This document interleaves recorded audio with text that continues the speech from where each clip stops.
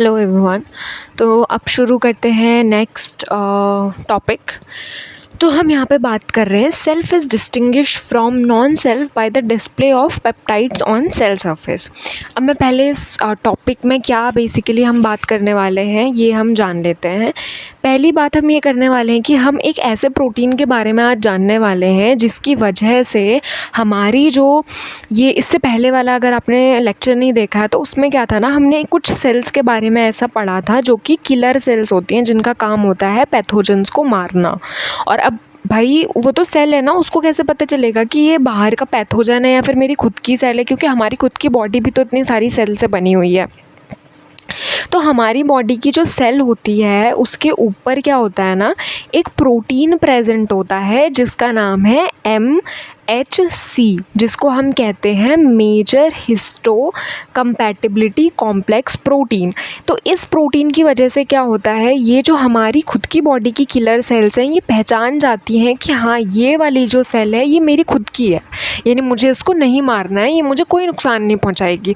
और जहाँ पर इस जो ये MCH प्रोटीन है इसकी एब्सेंस उसको जिस सेल में दिख जाएगी, ये क्या करेगी, उस सेल को टारगेट करेगी और उसको मार डालेगी। तो पूरा इसमें यही लिखा हुआ है कि अगर हमारा जो इम्यून सिस्टम है वो ये चीज़ मतलब वो क्या कर रहा है, पहचान रहा है किसी पैथोजन को और उसको डिस्ट्रॉय कर रहा है, तो उसकी ये रिस्पॉन्सिबिलिटी भी बनती है कि वो अपनी खुद की प्रोटीन की सेल को और जो नॉर्मल सेल है उसको क्या करे, कुछ ना करे, मतलब कि उसको नुकसान ना पहुँचाए। तो ये जो डिटेक्शन है ये MCH प्रोटीन के द्वारा होता है। तो जो MCH प्रोटीन है वो बाइंड करता है peptide fragments of protein digested in the cell and present them on the outer side of the surface. अब अगर MCH क्या है ना, बाहर पे प्रेजेंट है कि मतलब दरवाजे पे ही प्रेजेंट है वो, ये बताने को कि हाँ मैं भाई तेरी ही सेल हूँ। ऐसा नहीं है कि किलर सेल को पहले सेल के अंदर पेनिट्रेट करना पड़ रहा है और फिर उसे पता चल रहा है, क्योंकि अगर वो सेल के अंदर पेनिट्रेट कर जाएगा तो फिर तो सेल बर्स्ट हो जाएगी। तो इसीलिए जो MCH है वो बाहर में ही प्रेजेंट होता है, जैसे मैंने इस डायग्राम में दिखाया। जो पेप्टाइड है वो नॉर्मली क्या करता है, these peptides normally come from digestion of typical cellular protein, but during a viral infection viral protein are also digested and presented on the cell surface by MCH protein। अब देखो, अब आपने एक बात सुनी होगी कि जो वायरस होता है ना, वायरस का कोई अभी तक दवाई नहीं बनी है एज सच। जैसे हमारा कोविड आया था, इतना त्राहिमाम मच गया उस टाइम पे। क्योंकि क्या हुआ था कि क्योंकि उसकी दवाई मिलना बहुत मुश्किल होता है। कॉमन कोल्ड आज तक हमको उसकी दवाई मिली नहीं है, क्योंकि वो एक वायरल इन्फेक्शन है, वायरल डिजीज़ है। तो वायरस को मारना इतना डिफ़िकल्ट इसीलिए हो जाता है क्योंकि वायरस क्या करता है, जैसे ये मेरी सेल है तो वो क्या करेगा, इस सेल के अंदर जाके इसको मार के इसकी बॉडी को अपना मैकेनिज़्म यूज़ करने के लिए, मतलब अपना मैकेनिज़्म चलाने के लिए यूज़ करने लगेगा। तो अब इसके अंदर वायरस प्रेजेंट है, अगर वायरस अंदर प्रेजेंट है तो ये बाहर से तो किलर सेल को पता चल रहा है ना, हाँ ये मेरी सेल है, क्योंकि इसके ऊपर MCH प्रोटीन प्रेजेंट है। लेकिन जो वायरस है वो क्या कर रहा है, अंदर से मैकेनिज़्म कर रहा है और अपनी जैसी ऐसी ही सेल्स और बना रहा है जिसके अंदर तो वायरस का मैकेनिज़्म चल रहा है लेकिन बाहर क्या है, MCH प्रोटीन है, सॉरी MHC प्रोटीन है, it's major histocompatibility complex. अभी तक अगर मैंने MCH बोला है तो आप उसको रिप्लेस कर लेना MHC से, ठीक है। चलो आगे बढ़ते हैं, जहाँ पे हम बात करने वाले हैं दो तरीके के प्रोटीन की। उससे पहले हम क्या देख रहे हैं, हम ये पूरा पैराग्राफ ही पढ़ लेते हैं। MCH protein are the antigen the immune system recognize as non-self. T cell receptor bind these fragments and launch the subsequent steps of the immune response। अब देखो यहाँ पे ना इनने एक चीज़ बताई है कि जैसे ये है, इसके ऊपर ये MCH प्रोटीन प्रेजेंट है और ये मेरी क्या है, T सेल है। तो ये क्या आती है, T सेल आती है और उसका T सेल का एक फ्रेगमेंट ना इस रिसेप्टर के साथ क्या करता है, बाइंड करता है, और इस हिसाब से फिर क्या होता है, इम्यून रिस्पॉन्स जनरेट होता है कि ये तो हमारी ही सेल है। अभी जो MHC प्रोटीन है इनके दो क्लासेस होते हैं, यानी कि इनको हमने डिस्टिंग्विश किया। इससे पहले हमने प्रोटीन्स की बहुत ज़्यादा बात की है तो हमें पता ही है कि उनको हम क्लासिफाई कर देते हैं ताकि हम उनकी आसानी से स्टडी कर पाएँ। तो जो ये मेजर जो डिस्ट्रीब्यूशन है सेल टाइप का, and in the source of digested protein whose peptides they display. तो क्लास 1 MHC प्रोटीन है। आई एम सो सॉरी, मेरे मुंह से MCH निकल रहा है, but you understand it, it's major histocompatibility complex which is MHC। Okay, class 1 MHC होता है और जो दूसरा है वो होता है क्लास 2 MHC। और आज हम पढ़ने भी यहीं तक वाले हैं, ऑलमोस्ट इधर तक, ठीक है। तो आ जाओ फिर जल्दी से इसको करते हैं। क्लास 1 के बारे में हम पहले पढ़ते हैं, और पढ़ने का सबसे आसान तरीका क्या होता है, हम ये फिगर समझते हैं। अब ये क्या है, ये है क्लास 1 और ये है क्लास 2। इनमें मेजर डिफरेंस क्या दिख रहा है आपको? देखो यहाँ पे क्या है, सिर्फ एक चेन प्रेजेंट है। यहाँ पे कितनी है, एक अल्फ़ा यूनिट है और एक बीटा यूनिट है, दो चीज़ें प्रेजेंट हैं, ठीक है। पहले ये चीज़ समझो कि इनमें डिफरेंस क्या है। अब ये क्या है, ये हाइपर वेरिएबल डोमेन्स हैं इनके, और ये क्या है, एक दूसरे को फेसिंग है। अगर आप इनका लूप देखोगे तो, और ये क्या है, एक दूसरे के ऑपोजिट डायरेक्शन में जा रहे हैं। अब देखो इसमें क्या है, सल्फ़र बॉन्ड कैसा है, इस तरीके से है, वर्टिकल है। इसमें सल्फ़र बॉन्ड कैसा है, हॉरिजॉन्टल है, ठीक है। अब हम बात करते हैं कि ये तो हमने फिगर की बात कर ली कि क्या क्या होता है। अब हम ये देखेंगे कि ये डिफरेंट कैसे है MHC प्रोटीन क्लास 1। तो ये किस में फाउंड होता है, surface of virtually all vertebrate cells. अब देखो ये यहाँ पे क्वेश्चंस बनते हैं जो आपके मतलब डिटेल में जो क्वेश्चंस बनते हैं ना, वो यही होते हैं कि ये जो MHC का प्रोटीन क्लास 1 है, ये कौन से सेल्स में प्रेजेंट होता है। तो ये किस में प्रेजेंट होता है, ये प्रेजेंट होता है वर्टिब्रेट में। इसको पूरा बड़ा बड़ा लिख लेना अपने नोट्स में, ठीक है। There are countless variants in human population, placing them among the most polymorphic of protein. तो ये क्या है, इनके काउंटलेस वेरिएंट्स है ह्यूमन पॉपुलेशन में, मतलब कि आप काउंट ही नहीं कर सकते, इतने ज़्यादा वेरिएंट्स प्रेजेंट है। वेरिएंट्स कैसे प्रेजेंट है, अब मेरी बॉडी में एंटीजन्स अलग होंगे, तो मेरी बॉडी में MHC प्रोटीन भी अलग होगा। किसी और की बॉडी में अगर वेरिएंट्स बेसिकली जेनेटिक्स अलग हैं, तो उसकी बॉडी में अलग किस्म के उसकी एंटीजन्स के हिसाब से अलग kind of MHC protein present होगा। मतलब कि बहुत वेरिएंट्स प्रेजेंट है, ऐसा नहीं है कि एक ही तरीके के सबके अंदर होते हैं, ठीक। Placing them among the most polymorphic of protein. अब एक और क्वेश्चन यहाँ से बन गया कि मोस्ट पॉलीमॉर्फिक प्रोटीन्स में कौन कौन से होते हैं, तो उनमें एक है MHC प्रोटीन भी है। Because each individual provides up to 6 class 1 MHC protein variants, any two individuals are unlikely to have the same set. यानी कि क्योंकि इतने ज़्यादा 6 क्लासेस होती हैं MHC प्रोटीन की, तो ये बहुत मुश्किल होता है कि किसी दो इंडिविजुअल का MHC प्रोटीन क्या करे, मिले। यानी कि जैसे हमारे DNAs अलग होते हैं, लेकिन DNAs भी क्या है, जो आइडेंटिकल ट्विन्स होते हैं उनके सेम होते हैं, लेकिन MHC प्रोटीन में क्या बोल रहा है कि बहुत अनलाइकली है, ये बहुत अनलाइकली है। यानी कि मे बी जो आइडेंटिकल ट्विन्स हैं उनमें सेम हो सकता है, लेकिन इतना ज़्यादा कॉमन नहीं है, और ये बहुत ज़्यादा मुश्किल है कि दो लोगों का MHC प्रोटीन एक जैसा हो। जो क्लास 1 MHC प्रोटीन है वो क्या करता है, बाइंड करता है और डिस्प्ले करता है पेप्टाइड्स की।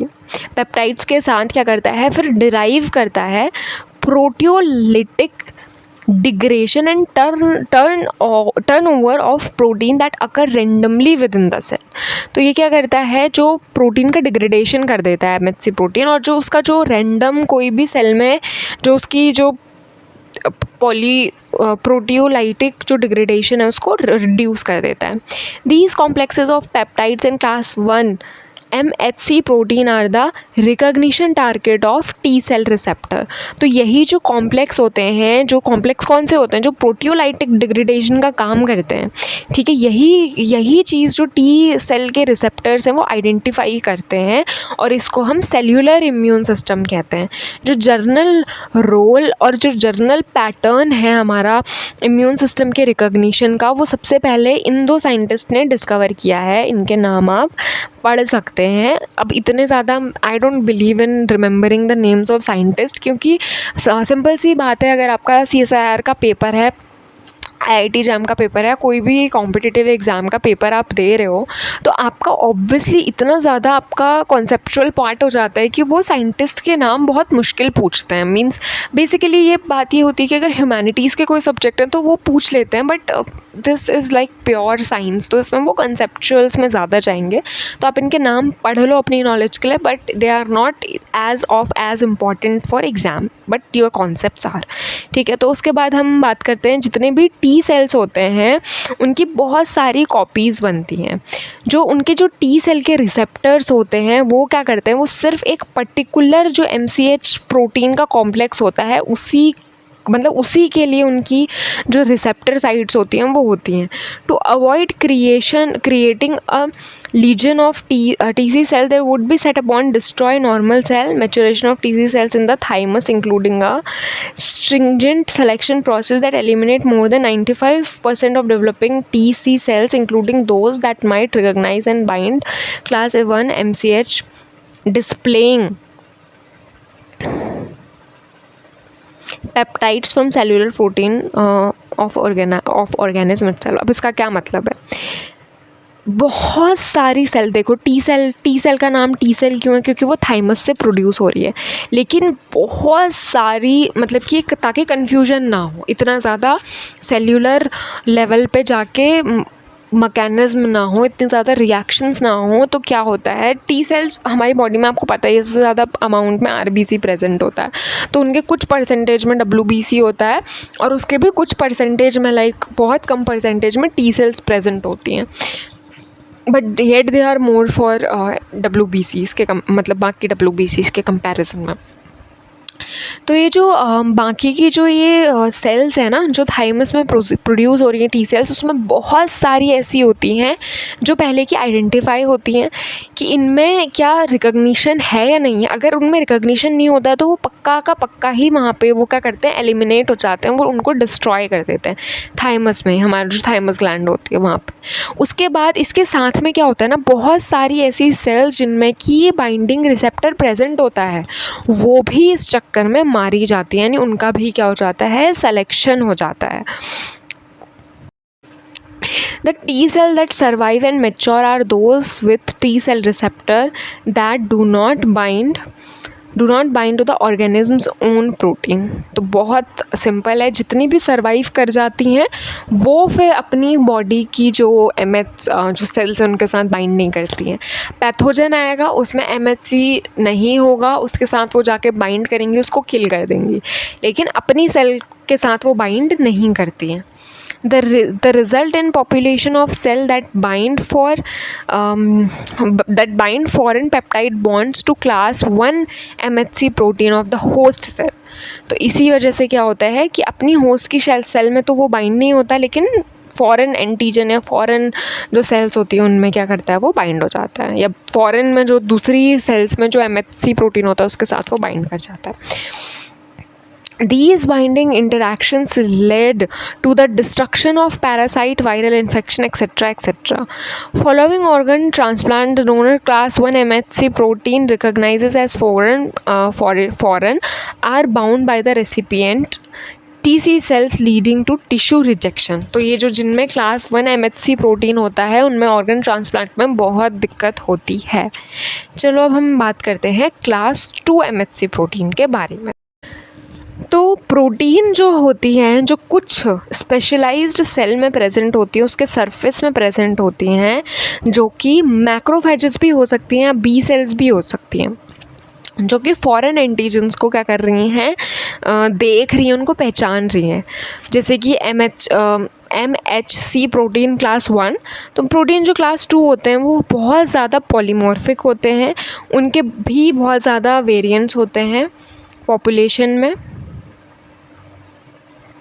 और जो हर एक इंडिविजुअल होता है वो 12 तरीके के वेरिएंट्स अपनी बॉडी में बनाता है। मतलब कि जो 2 आइडेंटिकल ट्विन्स होते हैं उनमें तो सेम होता है, लेकिन बाकियों में बहुत मतलब अलग होता है। तो ये जो क्लास 2 प्रोटीन बाइंडिंग है वो क्या करती है, डिस्प्ले करती है peptides derived not from cell protein but from external protein ingested by the cells। मतलब क्या है, यानी कि जो क्लास 2 है ना वो खुद से जाके बाइंड नहीं कर रही है, ठीक है।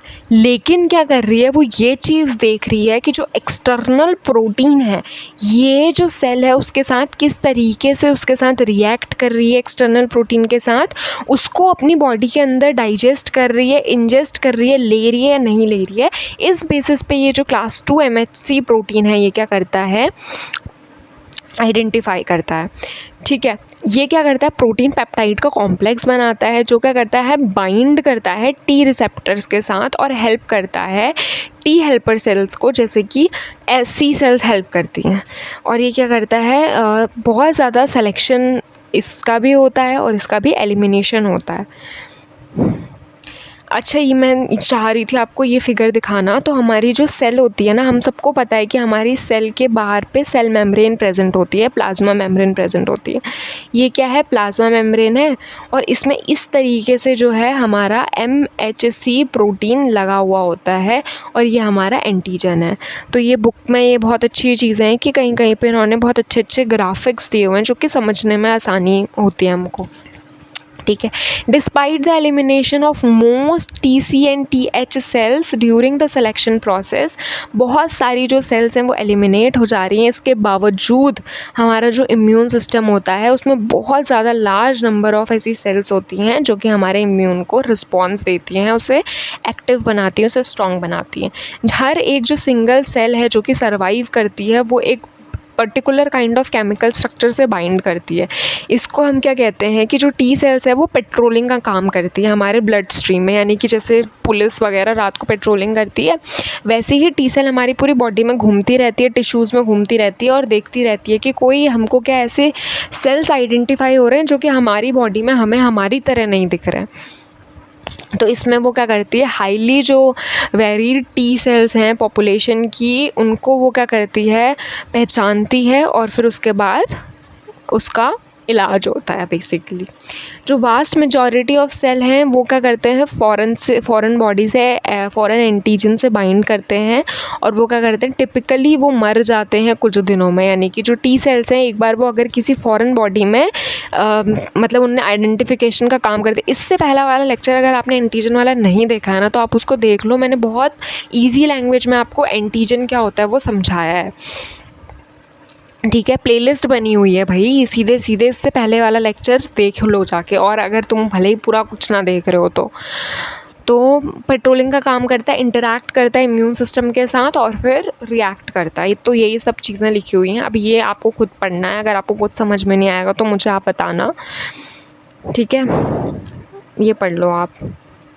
क्लोनल सिलेक्शन क्या होता है ये आप मुझे बताओगे।